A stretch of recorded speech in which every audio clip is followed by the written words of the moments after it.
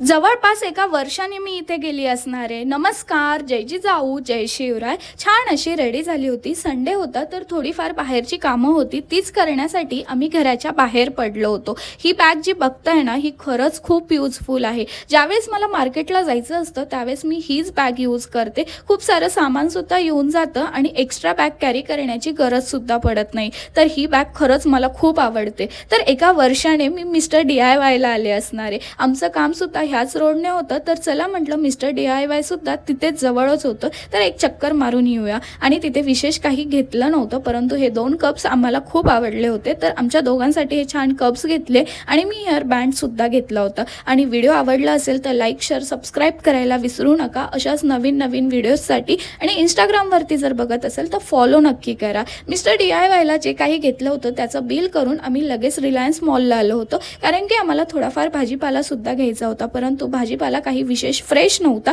त्यामुळे आम्ही भाजीपाला तर काही घेतला नाही, परंतु थोडंफार असं बाहेरचंच खाल्लं होतं. घरी आल्याच्यानंतर छान अशी फ्रेश झाले होते आणि हे 3 इयर बँड्स मला फक्त 30 रुपीजला भेटले होते, त्यामुळेच मी घेतले होते. चला भेटूया नेक्स्ट व्लॉगमध्ये. तोपर्यंत बाय.